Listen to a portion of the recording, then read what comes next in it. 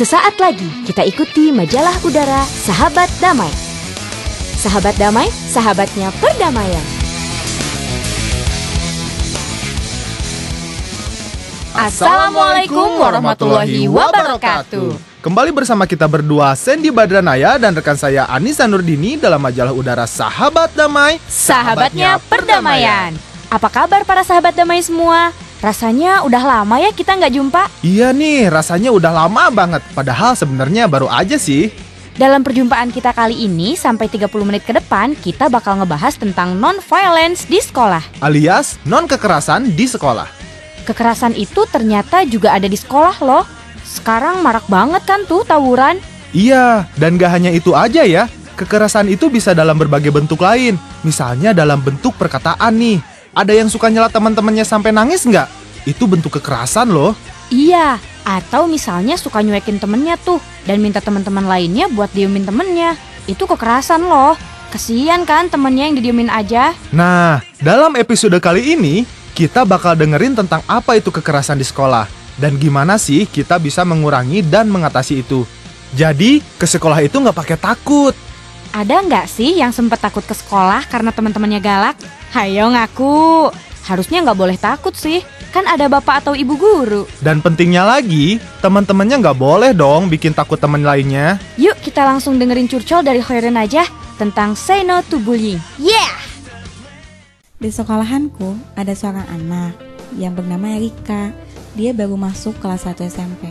Dan secara fisik dia sangat cantik, tubuhnya pun bagus dan baik hati.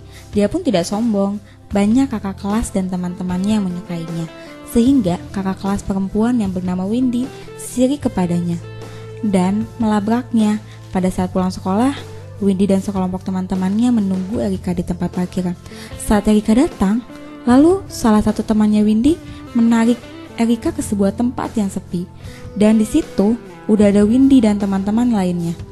Erika kaget dan dia bingung apa yang akan terjadi padanya. Lalu Windy bilang, lo tahu nggak gue siapa? Enggak.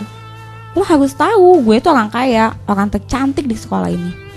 Terus masalah, lo songong banget ya? Lo tuh baru masuk sekolah aja udah kayak gini. Kesananya gimana coba? Udah muka jelek aja songongnya minta ampun. Dasar lo tahu ya, gue nggak mau ada orang yang ngalahin gue. Aku nggak ngalahin kamu kok. Ngelawan lagi lah. Terus Windy tuh mendorong Erika dengan sangat keras ke tanah, sehingga Erika pun terjatuh. Pertengkaran semakin panjang dan semakin sengit membuat Erika nangis dan sakit hati. Sementara Windy dan teman-temannya malah menertawakannya. Semenjak kejadian itu, Erika tidak masuk sekolah. Lalu pada saat wali kelas Erika mengetahui tentang kejadian itu, wali kelas Erika langsung melaporkannya kepada kepala sekolah. Sehingga kepala sekolah pun memaksa Erika untuk masuk sekolah lagi. Tetapi Erika tetap tidak mau. Dengan berat hati, kepala sekolah menghukum Windy dan teman-temannya. Dari kisah hidup para korban pelecehan, kita dapat menarik pelajaran yang sangat berharga mengenai dampak pelecehan terhadap kehidupan seseorang. Akhir kata, saya ingin mengutip salah satu ayat Al-Quran yang saya ambil dari surat Al-Hujurat, yang artinya, hai orang-orang yang beriman, jagalah sekumpulan orang laki-laki. Hai orang-orang yang beriman, janganlah sekumpulan orang laki-laki merendahkan kumpulan yang lain. Boleh jadi yang ditertawakan itu lebih baik dari mereka. Dan jangan pula sekumpulan perempuan merendahkan kumpulan lainnya. Boleh jadi yang direndahkan itu lebih baik. Nah loh, zaman aku masih sekolah dulu emang sengsara sih. Terlalu cantik dibully, terlalu jelek dibully, terlalu pendek dibully, terlalu tinggi juga dibully. Iya, kayaknya serba salah ya. Beda dikit aja langsung dicela-cela. Kalau bajunya agak beda dikit diomongin, apa aja beda dikit diomongin. Kalau aku sih bodo amat. Yang penting berani beda lah. Orang mau ngomong apa juga, ya nggak sih? Lagian kan di episode berapa tuh kita kan udah ngebahas tentang menghargai perbedaan. Masa sih karena orang beda jadi dibully di sekolah? Gak bener banget tuh. Aku setuju banget sama kamu.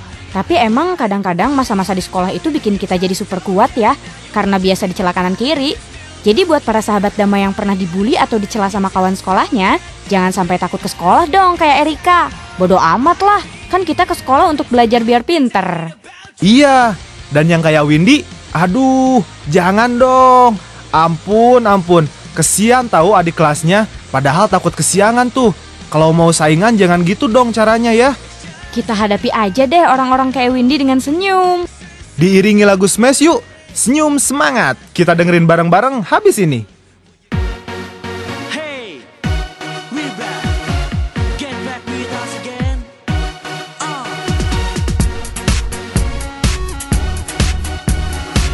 Yeah. Check this out. Sempat ngerasa sedih karena sering dibully. Pernah jadinya malu karena dicibir mulu. Bukannya kau tak mendengar kata-kata yang kasar. Bukannya kau tak peduli semua caci dan maki. Senyumanku tak akan pernah luntur lagi. Sing it all day long. Semangatku tak akan pernah patah lagi. Dancing all night long.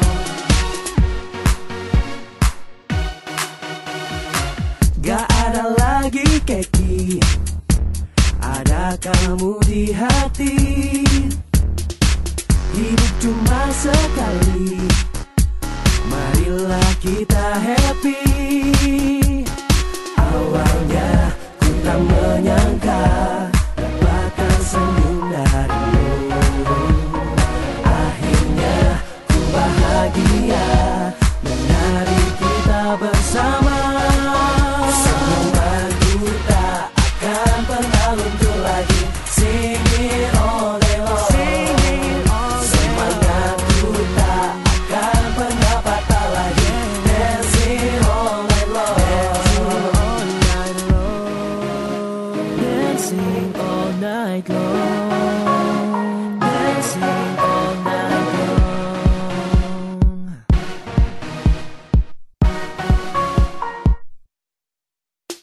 Tak peduli, ku dibully, omongan lo gue beli.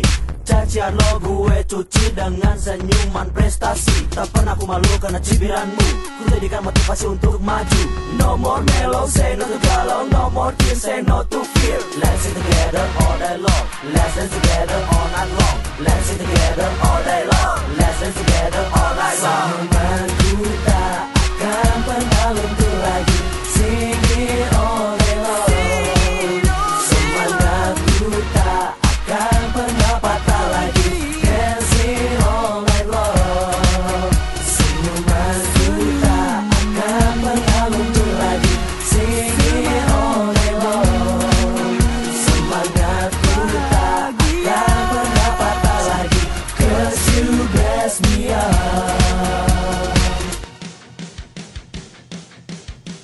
Itulah Smash dengan lagu Senyum Semangat. Jangan lupa senyum dong semuanya. Dan senyumlah pakai semangat ya. Iya, buat apa berantem coba? Apalagi pakai kekerasan. Apalagi nih buat para sahabat damai yang masih di sekolah. Gak usah pakai kekerasan segala. Sama-sama mau belajar juga kan? Lagian ya sebenarnya banyak loh bintang-bintang yang pas mudanya mereka dibully. Kayak si Julia Roberts, pemain film Eat, Pray, Love di Bali itu. Pas muda dia sering banget dicela karena bibirnya yang kelewat lebar. Jadi bener tuh ya tadi. Boleh jadi yang direndahkan itu lebih baik dari dia. Iya betul. Sebenarnya juga yang suka ngebully itu juga karena nggak percaya diri. Jadi ngerasa butuh ngerendahin orang lain. Iya. Habis ini kita dengerin dulu yuk suara santri.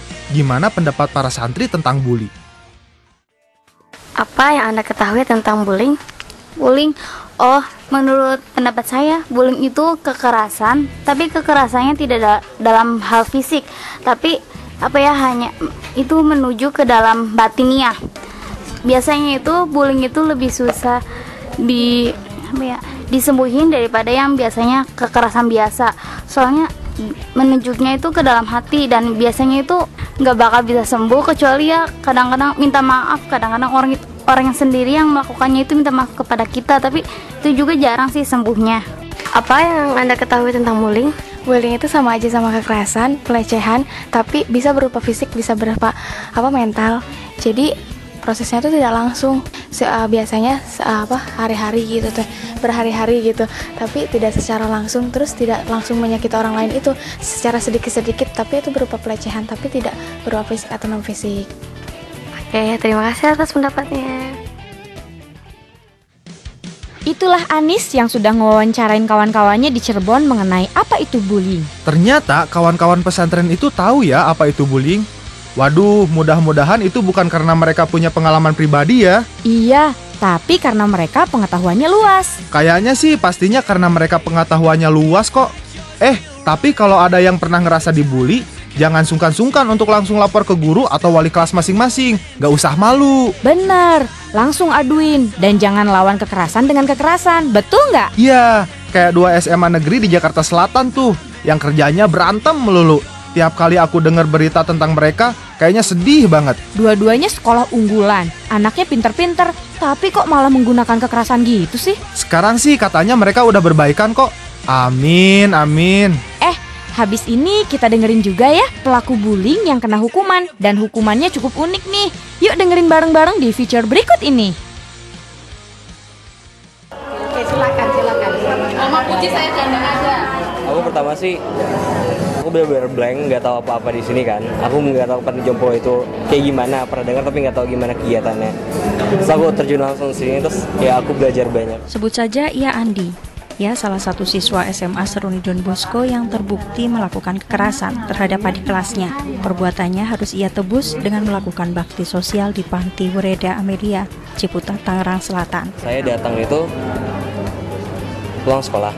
Ya karena emang pulang sekolah, saya sekolah kan. Kalau hari Sabtu itu saya sore atau pagi kadang-kadang gitu. Ya saya datang intinya. Kalau jamnya tidak tentu. Bantu-bantuin.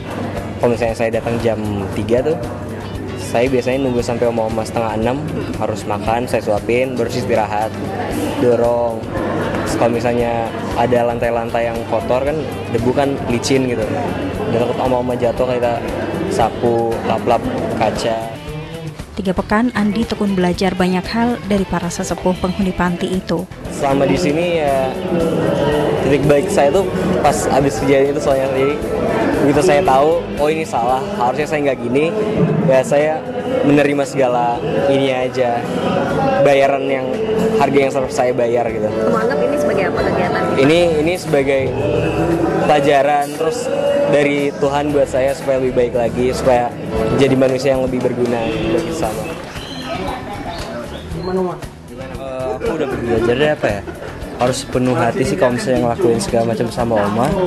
Kalau misalnya ngedorong, ngelap kaca, ngebersihin kursi roda oma gitu, kalau lakukan dengan sepenuh hati malah jadi seneng ngerjainnya, bukan capek.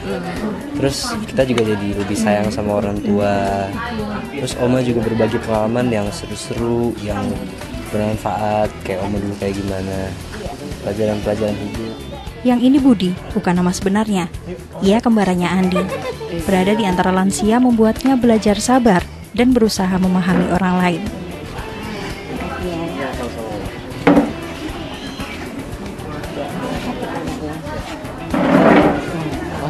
Oh oma, ya ada buat saya. Tugas memanggil. Bosan mungkin dilupakan. Menemani para oma di panti juga dialami oleh Santo. Remaja laki-laki berambut lurus sebahu ini pandai benar menyiasati rasa jenuhnya. Jenuh atau bosan nggak kamu? Awalnya, tapi makin sini udah bisa ngatur waktu juga sih. Pulang sekolah langsung 1 jam 2 jam, terus langsung pulang. Bisa juga, soalnya di sini nggak capek juga, paling ngelap. Paling nyuapin doang, ngobrol-ngobrol sama bercanda, main pantun, ya gitu. Main pantun? Iya ada oma yang bisa pantunnya banyak banget. Coba dong satu pantun. Ada nggak yang kamu ingat pantun dari oma untuk kamu? Aku ingin memetik bunga tapi takut ada ulatnya. Aku ingin menyatakan cinta tapi takut ada yang punya. Akhir Juli lalu kasus kekerasan remaja kembali mengejutkan kita. Kali ini terjadi di SMA Seruni Don Bosco, Pondok Indah, Jakarta Selatan. Dari keterangan belasan saksi, polisi menetapkan 7 pelaku dan akan menahan mereka. Kasus bermula dari masa orientasi siswa SMA Seruni Don Bosco.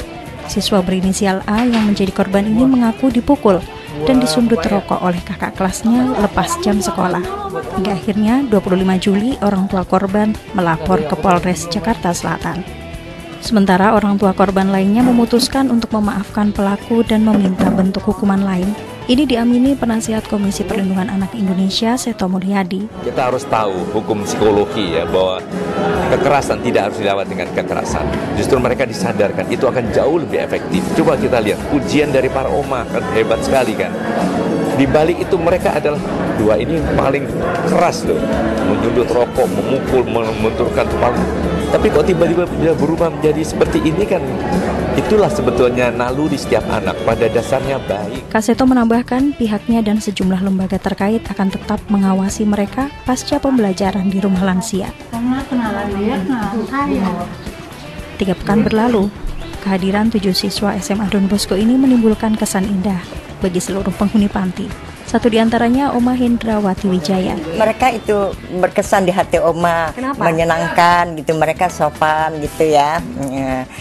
Baik-baik, itu rajin-rajin menolong Oma, Opa di sini, kan sokin makan apa gitu, lurusin Oma, Opa bersihin gitu, tolong bersihin gitu, sangat berkesan di hati Oma, gitu sopan santun mereka. Mereka Inggrisnya jago-jago, iya, pinter-pinter. Begitu pula yang dirasakan Reni sebagai orang tua Santo. Dia lebih nurut, lebih gampang dikasih tahu, karena lebih yang dia lihat ibu-ibu di sini, dia ngebayangin mamanya kali kayak apa nanti tuanya, itu aja. Itu mereka udah kenal sama mama di sini, anak-anaknya, itu si kembar, itu Aryan, apa kabar, halo, terus nyium tangan. Itu rasanya, aduh, puji syukur anak-anak ini apa sama orang-orang ini kasih, nggak nyangka, karena saya baru lihat tadi mereka spontan melihat mereka kenal, terus cium tangan udah kayak akrab udah lama.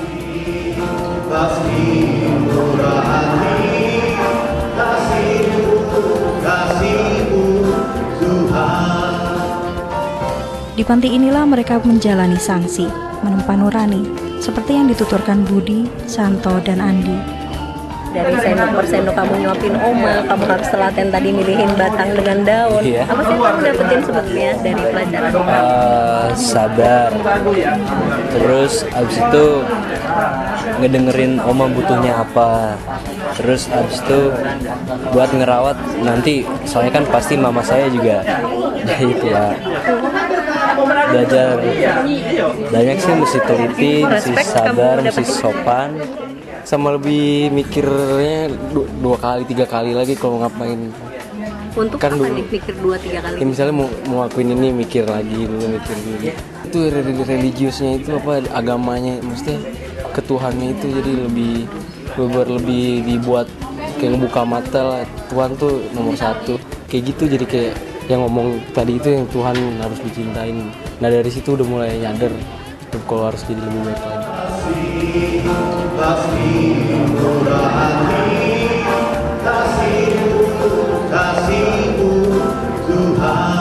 Yang saya ingat itu jangan pernah menyakiti orang, karena dunia itu seperti cermin kita sendiri.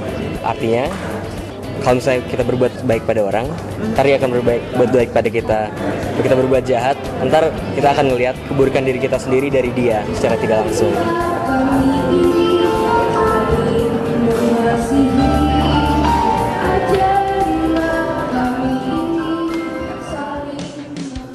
Wah, gimana pendapat para sahabat damai?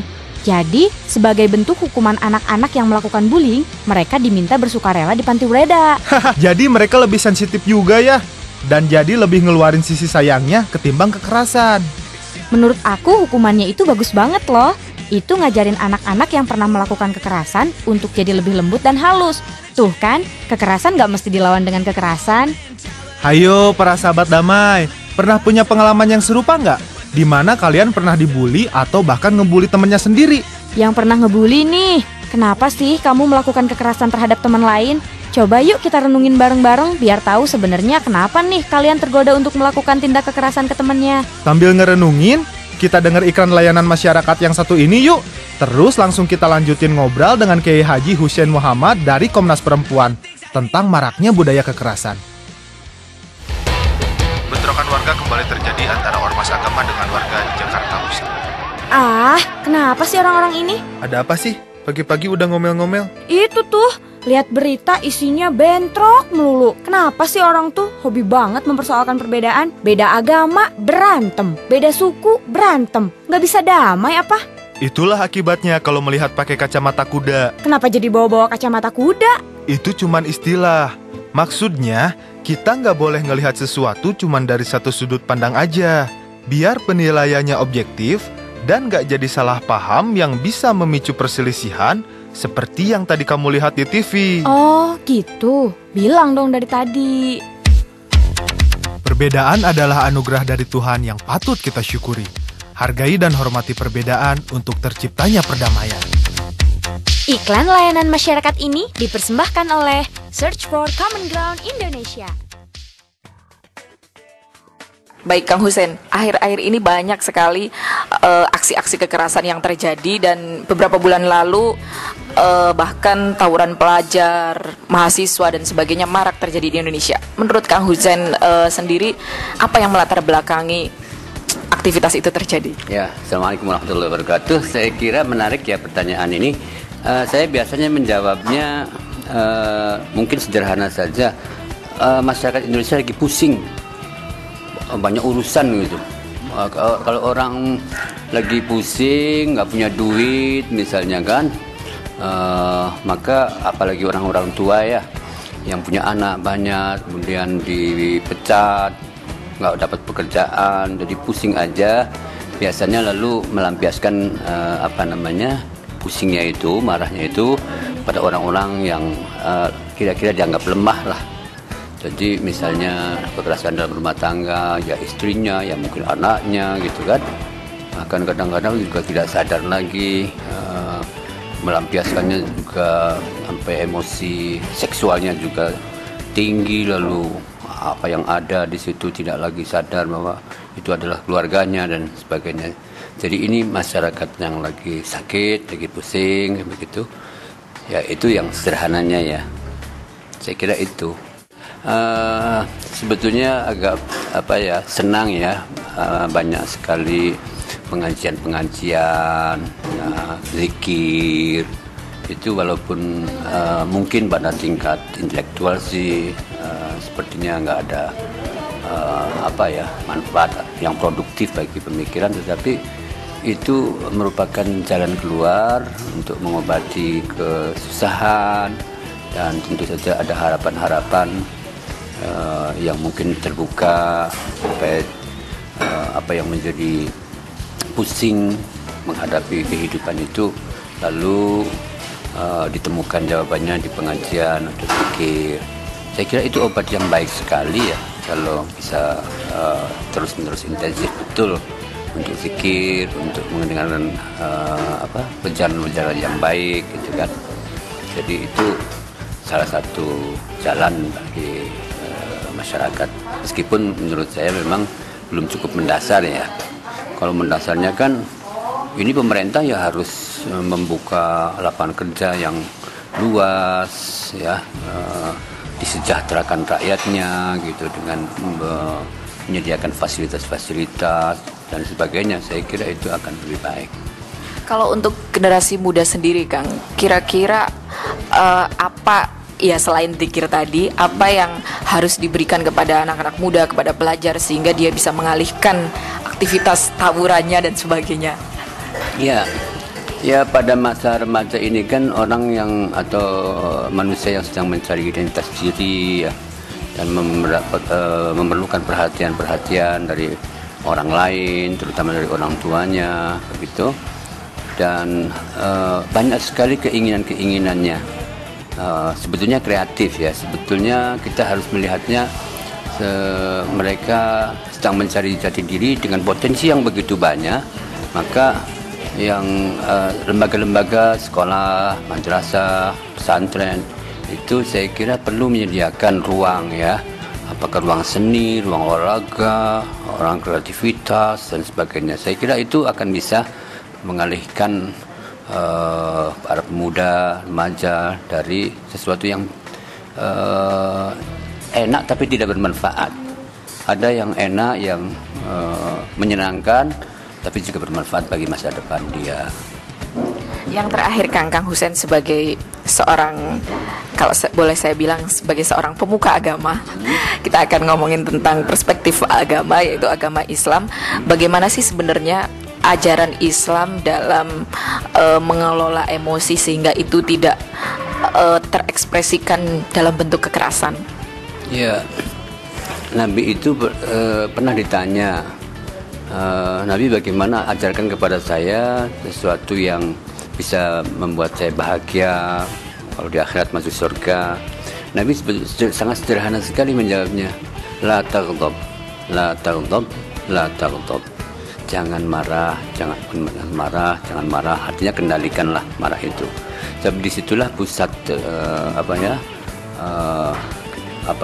bahaya gitu. Karena dengan marah itu semua tidak lagi dapat berpikir secara jernih, emosi tidak terkendali dan seterusnya. Jadi itu nasihat yang sederhana tetapi luas dan strategis, saya kira. Terima kasih, demikian tadi wawancara saya dengan Kiai Haji Husein Muhammad. Semoga bermanfaat untuk kita semua. Assalamualaikum warahmatullahi wabarakatuh. Masih bareng kita berdua, Anissa Nurdini dan Sandy Badranaya dalam acara Sahabat Damai. Masih ngebahas tentang kekerasan, terutama di sekolah. Kenapa sih kok bisa? Kalau tadi menurut Kiai Haji Husein Muhammad, itu karena lagi pusing, lagi stres. Iya juga sih ya, kalau di sekolahan mungkin lagi pusing sama PR, pusing sama jalanan yang macet terus dihukum gara-gara telat mulu. Jadinya pelampiasannya ke kawannya atau ke sekolah sebelah. Sebenarnya nggak boleh tuh. Kalau stres ya jangan pelampiasannya ke orang lain. Kan kesian temennya yang nggak tahu apa-apa. Tiba-tiba kena getahnya karena kamu lagi stres. Iya, lagian bisa kok kita melampiaskan stres ke hal-hal yang positif kayak olahraga, atau nyanyi, atau bersih-bersih rumah. Iya, atau nih yang lebih ampuh bisa dengerin humor berikut ini. Enak bener nih, malam-malam ngerokok. Waduh. Mas, kesini dulu mas, sebentar mas. Ya mas, ada apa mas? Mas tahu nggak keuntungan orang-orang yang merokok nih? Loh, emang ada mas ya keuntungan orang merokok? Oh iya ada, belum tahu ya? Belum ya mas, apa mas? Yang pertama ditakutin oleh anjing mas. Ditakuti oleh anjing? Loh, kok bisa mas? Iya, karena ketika berjalan selalu bawa tongkat. Karena sudah bungkuk duluan. Bungkuk? Oh iya, kayak kakek gitu mas ya? Iya, kayak kakek-kakek. Terus mas? Yang kedua, rambutnya tidak ditumbuhi oleh uban. Tidak ditumbuhi oleh uban? Loh, kok bisa mas? Ya, karena sebelum tua sudah meninggal duluan. Oh, masuk kotak gitu mas ya? Iya. Karena banyak penyakitnya ya. Oh iya. Terus mas, terus. Yang ketiga, rumahnya aman dari maling. Loh, kok bisa mas? Biasanya orang merokok itu cepat tidurnya ya mas? Iya, karena setiap malam batuk terus. Jadi malingnya kira-kira belum tidur orang. Oh iya, kayak gitu mas ya. Berikut mas, nomor 4. Nah, yang terakhir ini orangnya pemberani biasanya. Kok bisa mas? Merokok bisa berani mas? Mas ini bohong ah. Iya, kalau nggak ada uang biasanya berani ngebon sama minta. Iya mas, berani ngebon. Iya. Kayak saya ini loh mas, pemberani. Mas, ada rokok nggak mas? Masem nih mas. Oh, berarti dari tadi basa-basi mas ya?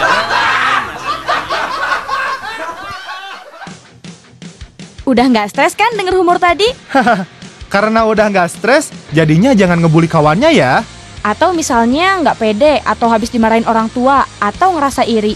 Jadi malah pelampiasannya ke temennya. Nggak bener dong itu. Iya, di tips berikut ini. Tips, informasi, dan pesan singkat. Kita bakal ngebahas nih dampak bullying bagi perkembangan anak dan remaja. Baik buat yang ngebully maupun bagi yang dibully. Ternyata yang ngebully itu juga bakalan kena dampaknya loh. Nggak baik buat perkembangan kita. Yang ngebully nih, dia bakal ada kecenderungan untuk terus bertindak kasar sampai tua. Jadi mungkin kalau punya keluarga, dia bakal kebiasaan bertindak kasar pada keluarga. Serem banget gak sih? Dan baik buat ngebully maupun buat yang dibully, bakalan jadi malas pergi ke sekolah. Dan jadinya ketinggalan pelajaran deh. Banyak lagi nih sebenarnya efeknya. sampai umur tua bakalan jadi ngerasa nggak percaya diri dan malah bisa jadi depresif. Juga ada yang jadi secara fisik malah sakit-sakitan loh. Ada beberapa kasus ekstrim di mana anak yang dibully itu malah jadi bunuh diri. Nggak hanya di luar negeri, tapi juga di Indonesia loh. Masih ingat nggak kasus beberapa tahun silam tentang anak yang nggak dibeliin orang tuanya HP dengan Facebook lantas bunuh diri? Itu kemungkinan juga berhubungan dengan tekanan sosial dari kawan-kawannya yang ngeledekin dia terus kan karena dia nggak punya HP. Jadi kekerasan di sekolah mesti banget berhenti nih. Baik kekerasan dengan tindakan kayak pelonco-peloncoan tuh, maupun kekerasan yang nakut-nakutin dengan kata-kata. Bullying ini kan situasinya agak kompleks ya. Kita kadang-kadang nggak tahu bahwa kita sedang ngebully atau sedang dibully. Jadi susah juga ya kadang-kadang buat menghentikannya. Nah, kadang-kadang yang bisa ngelihat situasi ini justru orang luar yang nggak terlibat. Jadinya kalau para sahabat damai ngerasa bahwa waduh, kayaknya temanku lagi dibully nih. Atau malah aduh, kayaknya temanku lagi ngebully orang lain nih. Jangan tinggal diam lah. Bisa lah ke guru, wali, guru BP, orang tua dan kasih tahu situasinya. Biar mereka yang menangani. Sebaiknya ditanganinya sih tanpa kekerasan ya. Tapi dengan diberikan pengertian secara baik-baik. Seperti yang kita dengerin di feature tadi tuh. Dikasih hukuman yang ngeluarin sisi lembut dan sisi manusiawi si anak yang ngebully tadi. Jadi ingat ya para sahabat damai. Jangan tinggal diam nih kalau ngelihat kegiatan yang menurut para sahabat damai itu kekerasan dan merusak kawannya. Yap, kita kan harus saling membantu tuh. Karena sepanjang hidup ini ya, kita bakalan butuh orang lain dalam kehidupan kita. Misalnya mau bikin bisnis dan mandiri secara ekonomi, tetap aja kita butuh konsumen, produsen, dan sebagainya. Iya, betul. Nah, itu pas banget sama hikmah kita kali ini yang bakalan ngebahas tentang kemandirian di bidang ekonomi. Kita dengerin yuk. Assalamualaikum warahmatullahi wabarakatuh. Pendengar, para budiman yang beriman kepada Allah Subhanahu wa ta'ala. Ada seorang kakek yang sedang menanam kelapa di pinggiran rumahnya. Sedang membawa cangkul dengan sebuah biji kelapa yang sudah tumbuh. Tiba-tiba seorang anak muda lewat di depannya dan berkata kepada kakek, "Wahai kakek, sedang apa engkau di situ?" Kakek menjawab, "Saya sedang menanam kelapa." "Untuk apa engkau menanam kelapa itu?" "Kelapa itu akan tumbuh beberapa tahun kemudian." Lalu sang kakek menjawab, "Saya tahu bahwa kelapa ini akan tumbuh 5 tahun kemudian. Aku pun sadar kalau ternyata tubuh saya ini sudah bungkuk. Dulu tubuh ini kekar, gagah, tampan dan kuat. Tetapi sekarang kulit ini sudah keriput dimakan oleh sinar matahari. Sesungguhnya kelapa ini ditanam untuk cucuku dan termasuk wahai engkau anak muda." Sebetulnya cerita ini sang kakek ingin mengajari kita bahwa berbuat baik itu tempatnya sangat luas. Berbuat baik itu tidak perlu menentukan waktu dan tempat. Kapanpun dan dimanapun kita bisa berbuat yang baik. Allah berfirman di dalam Al-Quran, "May ya'mal mithqala dzarratin khairan yarah, wa may ya'mal mithqala dzarratin syarran yarah." Artinya, barang siapa yang melakukan atau mengerjakan pekerjaan sebesar zarrah, maka dia akan melihatnya. Dan barang siapa yang mengerjakan pekerjaan yang jahat, yang tidak baik, maka dia akan melihatnya. Dalam tafsir At-Tabatabai menafsirkan tentang zarrah, mengartikan bahwa zarrah itu adalah seperti atom. Tetapi sekarang ini, karena At-Tabatabai hidup pada beberapa tahun yang lalu, sekarang ini adalah dunia modern. Malah sekarang ada penemuan yang baru bahwa makhluk yang paling terkecil itu adalah proton. Andai kata manusia itu berbuat baik sebesar proton atau mungkin yang lebih kecil dari itu pun akan ada balasannya. Begitupun orang yang berbuat jahat. Orang yang berbuat jahat sebesar atom atau proton ataupun yang lebih kecil dari itu, maka dia akan mendapatkan balasannya. Khairun nas anfa'un nas. Sebaik-baik manusia adalah manusia yang bisa bermanfaat kepada sesama manusia. Assalamualaikum warahmatullahi wabarakatuh. Itulah hikmah tentang kemandirian ekonomi. Masih bareng saya Anissa Nurdini dan rekan saya Sandy Badranaya dalam Sahabat Damai. Kita udah sampai ke penghujung acara kita hari ini loh, tentang no violence at school. Semoga para sahabat damai sudah dapat hikmah dan informasi, karena kita di sini udah dapet loh. Ingat, jangan melakukan kekerasan di sekolah, dan terutama jangan tinggal diam nih kalau melihat ada kekerasan terjadi di sekolahan para sahabat damai. Kesian temennya soalnya. Makasih banget buat para sahabat damai yang udah dengerin, dan makasih juga buat Search for Common Ground Indonesia, Wahid Institute, dan P3M Jakarta. Tanpa kalian semua, acara ini nggak bakalan mungkin bisa terselenggara. Kita ketemu lagi di lain waktu dengan topik-topik yang gak kalah serunya. Tetap cool dan tetap damai. Wassalamualaikum warahmatullahi wabarakatuh.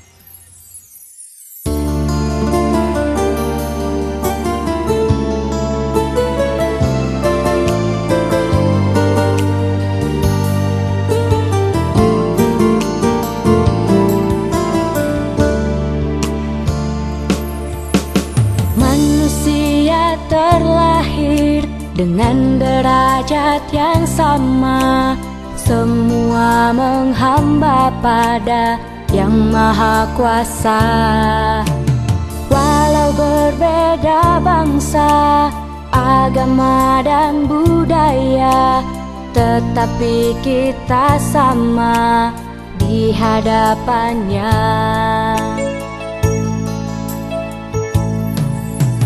Perbedaan adalah anugerah dari Tuhan yang telah diberikan pada setiap insan. Jangan pernah terhapuskan, jangan pernah dihilangkan.